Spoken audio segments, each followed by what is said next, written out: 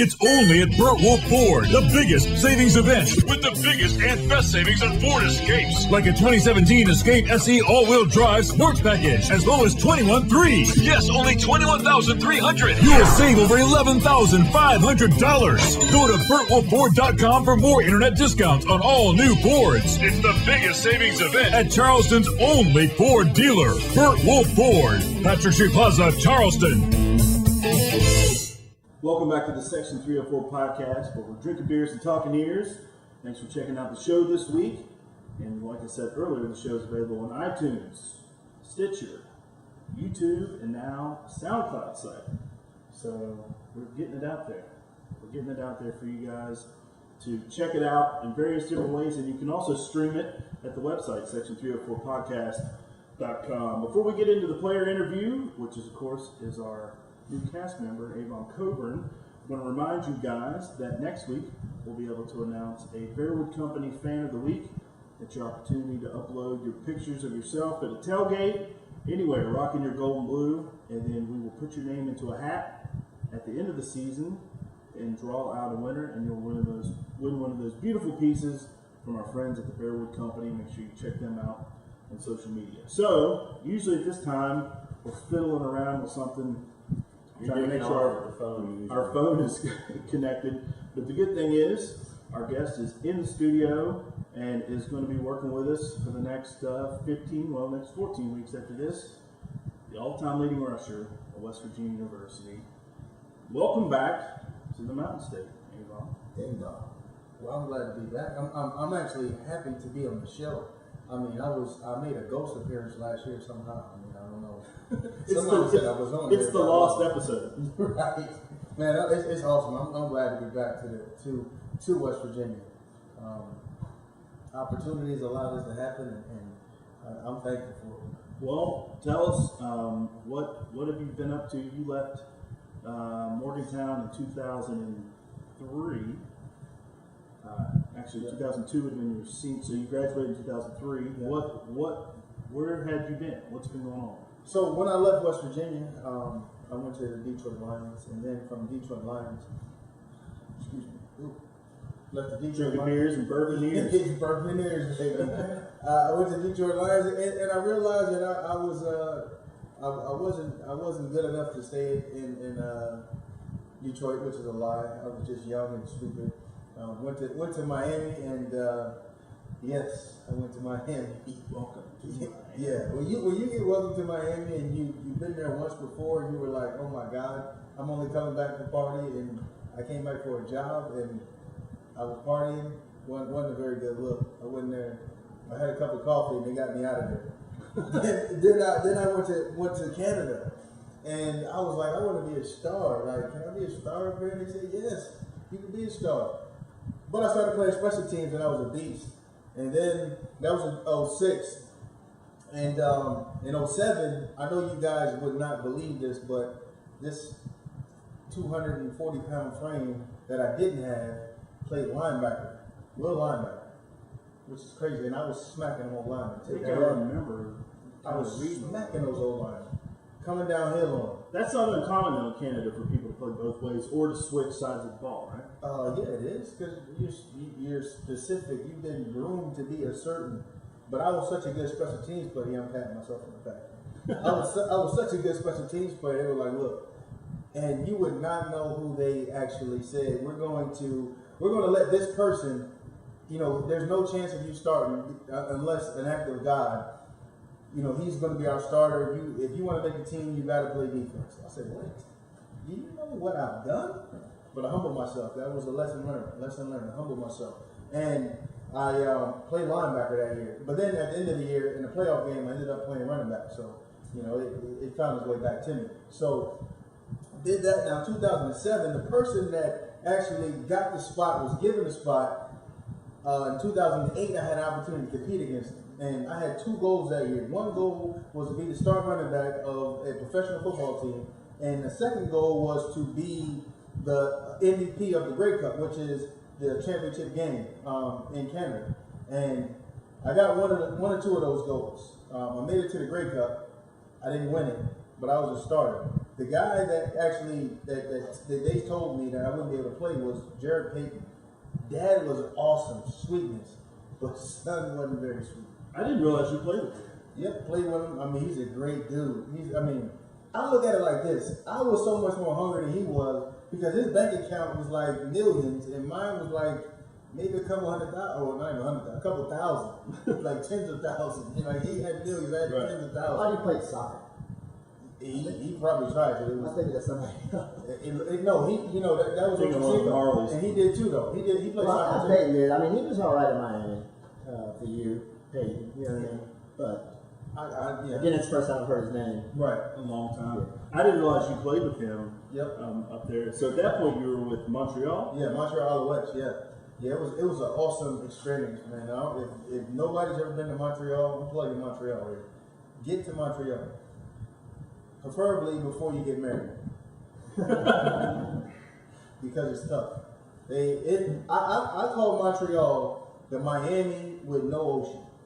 And if you think I'm lying, The French, they speak French. go up there. Unbelievable. It is an unbelievable city. I mean, it's a clean. It's like the size of Pittsburgh, but it's the atmosphere of New York.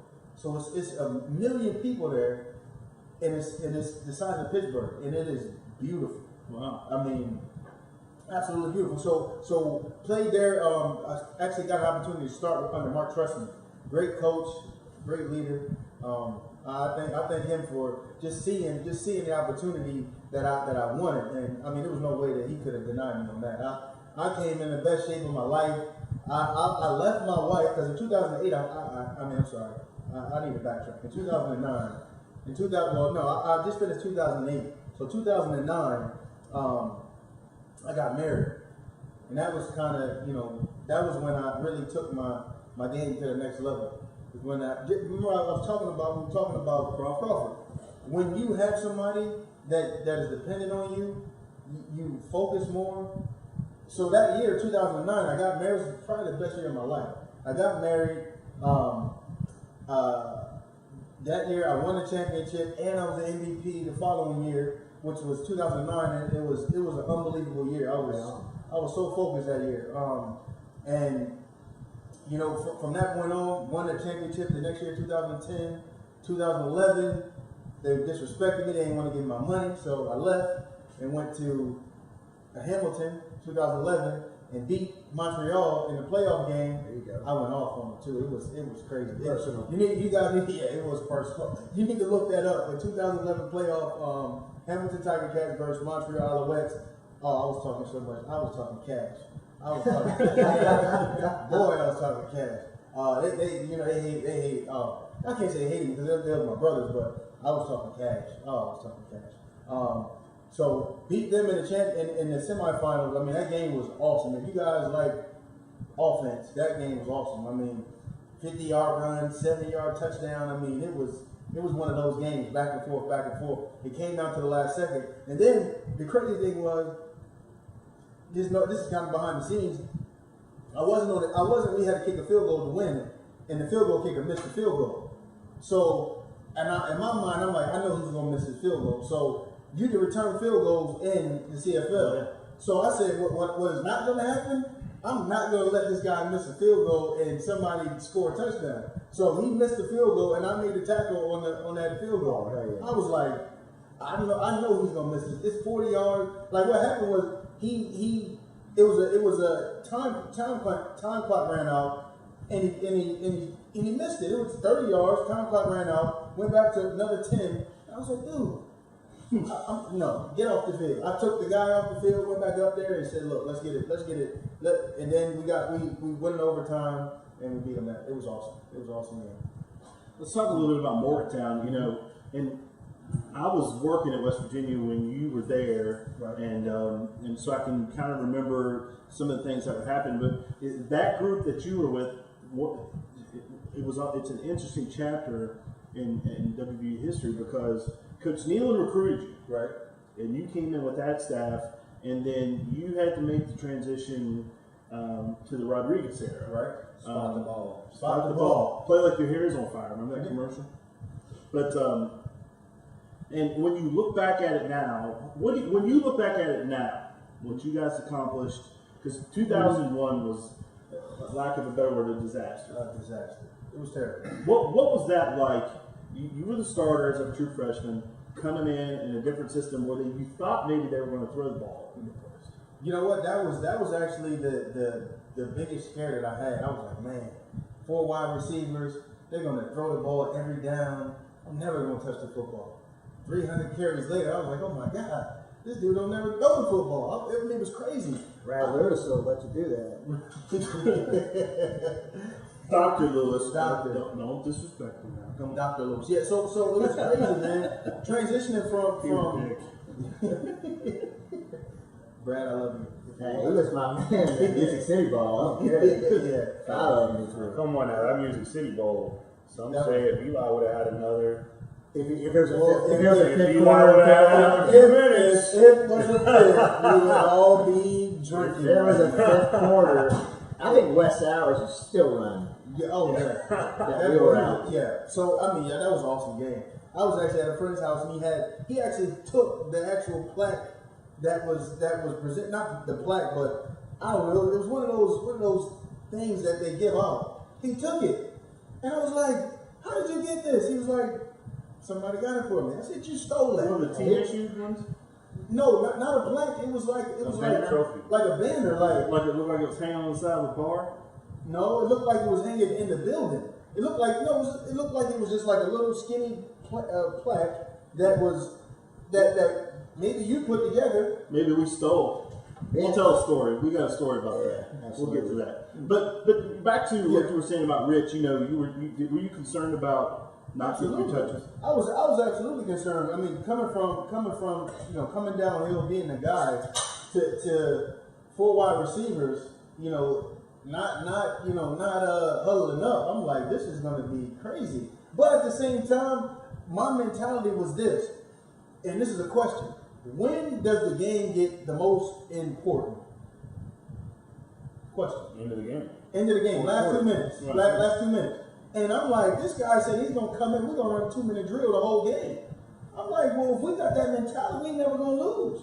So I love that about it. I'm like, well, I always thought, well, why don't we just play like this the whole time? Like if everything is gonna be fast paced, and why not do it all the time? So he came with that philosophy. I said, man, this is gonna be awesome. But I was like, I'm not gonna touch the ball anymore. So at the same time, I loved it, but I was like, man. But then once it started going on, and the reason why I think I got a lot of touches is because nobody bought in. I can't say nobody. No, a lot of our skill positions didn't buy into what he was asking them to do, because of the transition from kneeling, who was you run the play, jog back to the huddle, and then he wasn't about that. He wanted people that's on attack mode all the time, and there would be no walking anywhere. And the guys, they was like the daisy. That's their mentality, and it hurt them because they couldn't transition out of it. How hard was it for the guys though? Because a lot of people, Don Nealon was, for lack of a better word, there was a lot of people who thought his offense was up the middle, pass, punt. Mm-hmm. So you bringing in guys who are used to playing downhill and full force, and right. A very aggressive style of play and I formation, and then you've been running that I form, and that's what you brought in for. And then Rich comes in, he wants to spread you out. Right. I mean, the lineman in his offense, I remember he was playing with what was it, like 260-pound linemen is what he wanted. It was square peg and round hole. Like it was square peg and round hole. That 2000 season, no 2001. It was square peg and round.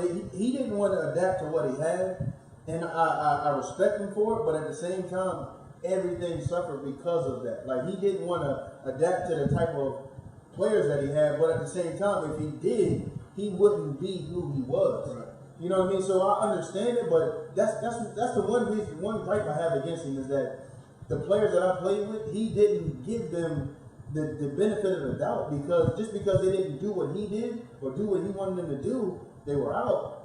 You know what I mean? Those were the guys that I played with. So it was like, Nealon, think about it, man.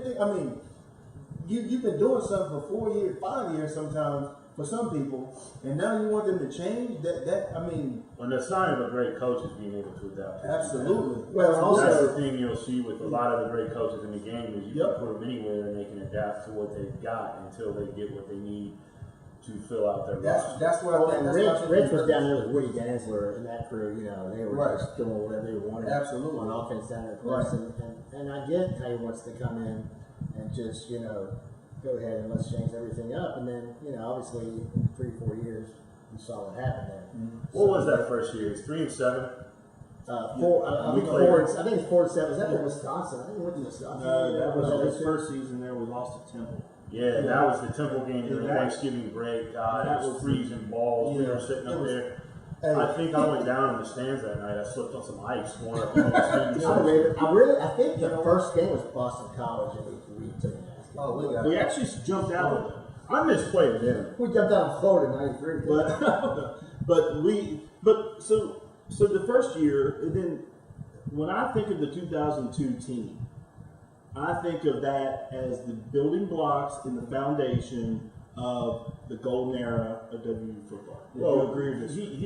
I would agree, but I can't say it wasn't 2000. It wasn't 2001 either, because those guys were instrumental in who we became because of the things they went through, the things that they brought to the table. We took a lot of that from them. Even though I was one of the leaders in the 2000 season, 2000. I keep saying 2001 season.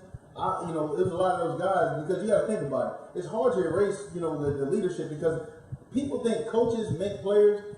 Coaches don't make players. The players around them mold the players and who they're going to be. So yeah, we learned from. I can't say we, but a lot of the players learned from the guys that was before them. You know what I mean? So I can't say 2002 wasn't, because at the end of the day, the guys that were there in 2001 was the building block. They had to take the lumps so that we can be who we wanted to be. But unfortunately, they didn't do what they were supposed to do all the time. So yeah, in that Temple game, we lost that game because we were all out the night before that game. It was crazy. Like, I never went How do you get before a out? game. How do you get out the night before a game? Because you guys are supposed to be at Lakeview.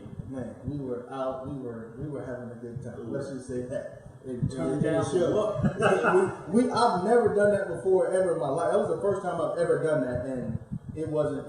It turned out the way it was supposed to. So How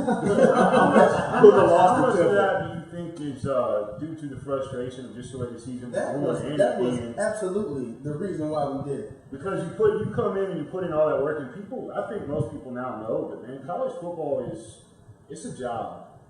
I mean, they get up and go to class, but it's a job. And how much of that was your opponent was Temple too? Yeah, but at the It same was half time, and half. I mean, we were losing. You think- We played Temple. We were like, man, look, Right. I'm gonna go out and take it tonight. We still gonna beat them.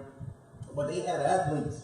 They had Wasn't that quarterback Washington? That Washington guy? Dude. Big old dude. They had athletes. I mean, it wasn't like they were trash. They had Dan Klecko, he was a beast. You know what I mean? They had the running back who played for, I think, a couple of years in the league. I mean, they had players, and we just took them lightly, and they beat the brakes off us. I think any given day, anybody can show up. Yeah. I mean, if anybody should realize that. So you all pulled the varsity blues. Yeah, Yeah, that's exactly what it was. Like, we were Any varsity professors on the pole that night? Yeah. You know what? I think everybody was out that night. I'm gonna be honest with you, Anthony. I think I've seen you out. Okay. You never seen me out anywhere. You probably was out that night. Like, That- oh, what are you doing out? That is not unheard of. So going into it, yeah, we did set the tone for what it became. But I think it started, in 2001, where those guys, once we understood, again, you learn from everything. And I heard this the other day that what is it? They said what is it? Reality is the toughest thing to learn. I guess I don't know what it is. I don't know. Forget that. But Quote and shit. yeah, When he came in with that spread and Let me wanted to Google throw that right the now. ball around and shit like that, did you ever think that football would get to the point that is now what everybody runs? You know what? It's hurt. But you know what that is? You know actually what that offense is? That offense is the wing T. Spread out. Numbers.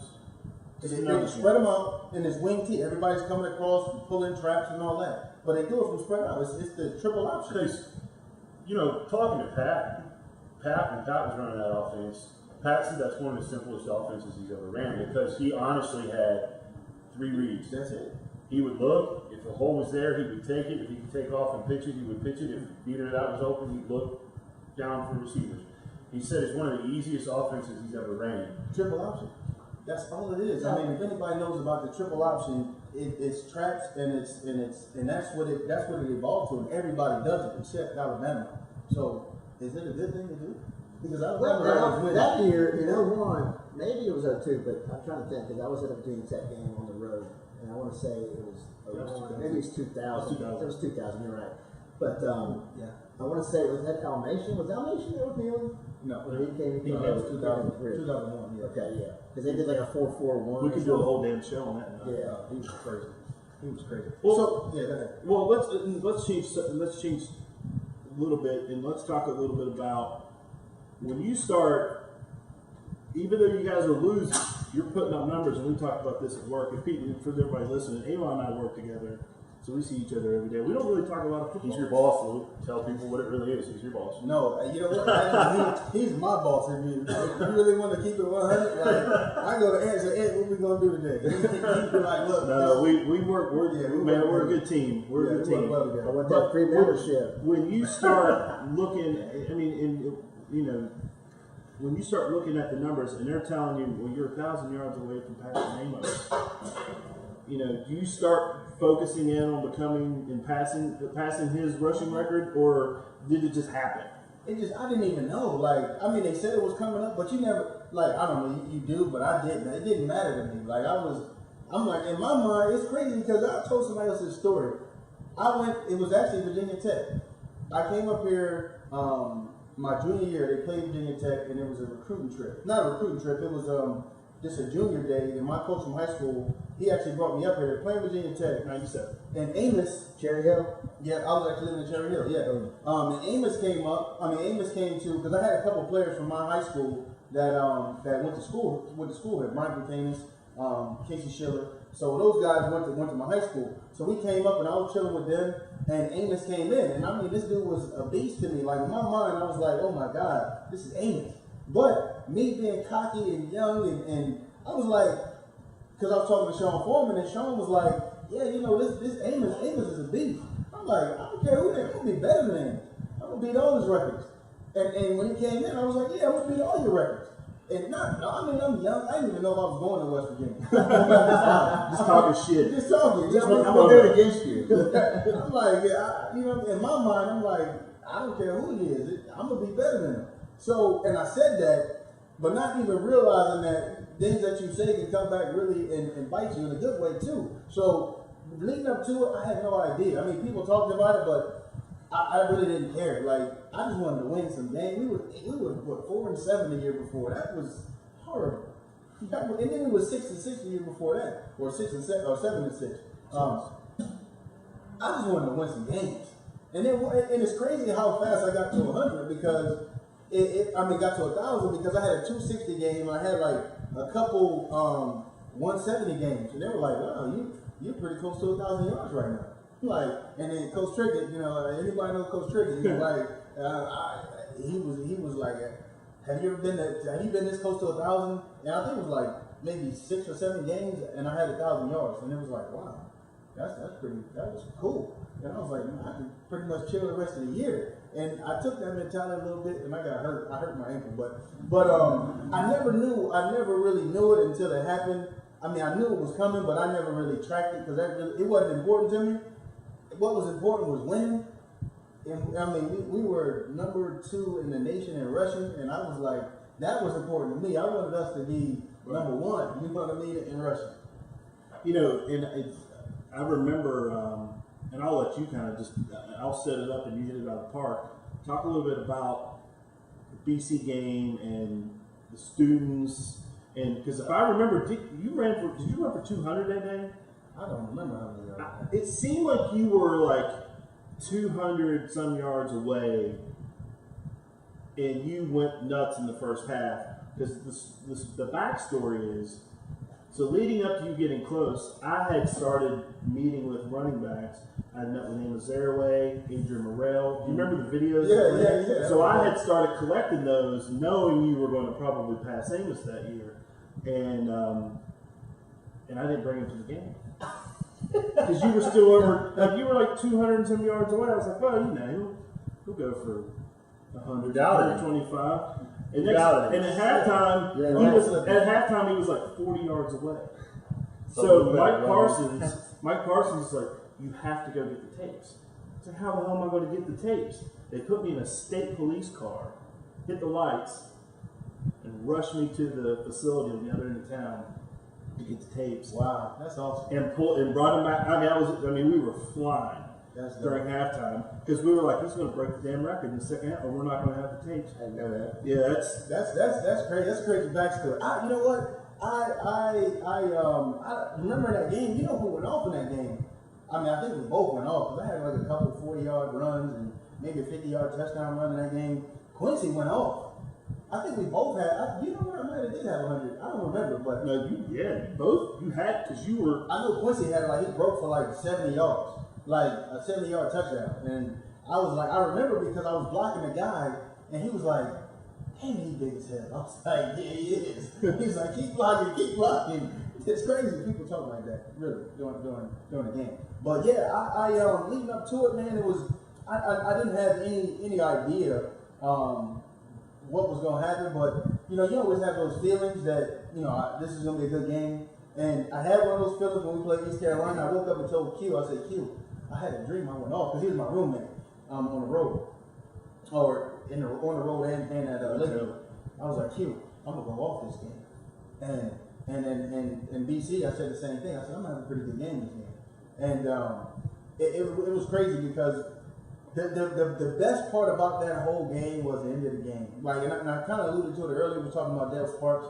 I mean, it is my moment of West Virginia was when I broke the record at BC, and then all the fans came down and they held me up. I mean, that right there was the most unbelievable experience I think any college athlete would ever want. I mean, I think the best part about it wasn't even the fans holding me up. It was one of my best friends, Angel Estrada, dumping Gatorade on me. Seven.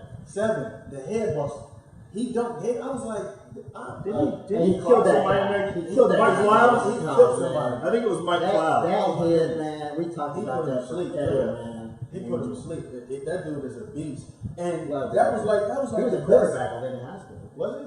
I believe so. He was JUCO. He's an athlete, man. He would hit you in the mouth. Like he bust. You know how he was a walk-on. Like he transferred he came in from a junior college, and he came into the system. And I didn't know he had a scholarship. He dropped West twice. West I was 260. Dropped him. Boom. It was like next day he had a scholarship. Yeah. Somebody signed that boy up. He was killing people. So that's my ace right there. So when he came and dumped the water on me, him and Sheed, I mean, it was that was like the highlight of my West Virginia experience. And from that point on, that year was retarded. Like, it was absolutely insane. It was insane. Like, yes. So that, looking back at it, that was clearly a high mark. But when you think back, and obviously you're living here in Charleston now, but when you were in Detroit and then mostly in Canada, and when you thought about Morgantown, what were some things that really stood out to you? I mean, did you think back to your college years fondly? Because sometimes, you know what? Yes and no. I mean, I miss college. I miss college because it was just the funnest time ever. And you never. I really wish I had that ability to make people see things right now. I mean, I would be a great salesman if I could do that too. If they could see things right now, like when I was in college, I swear to you, my senior year was the best time of my life. I mean, ever. If I could go back there and live that again, I would do it the same way in its entirety. I wouldn't change one thing. I had 2 senior years in college. Ooh, good for you. Good for you. Especially if they were like my only one I had. Oh my goodness. So you've been back and I was talking to Grant one time, and he always would come back and do some things with us here in Charleston. And he said to me, he said, when I'm in New York, I'm just Grant on the street. But when I come out to West Virginia, I'm Grant Wiley. Right. Have you received that love here? I have, but the thing is, I don't care. Like maybe I should. My wife says I should, but I don't know. For me, I don't really care about it. And this is guys. I don't care. Like when I introduce myself, unless I need to get some money from somebody, I say, hey, if I need to get some money and we're doing something at the wine, like this Avon Cobourne I introduce myself as Avon, and if they catch it, they do. If they don't, they don't. I don't really care. But you know, it is good to have people know of you because of the things that you do. It makes it easier. It makes it an easy transition to getting some things or having conversations. But I don't really. You know what? That's a lie because I do care. Because that's why I came back here. I'm not going. That's a lie because I came back here because I was Avon Cobourne and I will be able to have the conversations to get things done that I need to get done. Makes it easier. That I mean, well, I can't say that because I was in Canada and I was Avon Cobourne in Canada too. So, you know, I just wanted to come back to the U.S.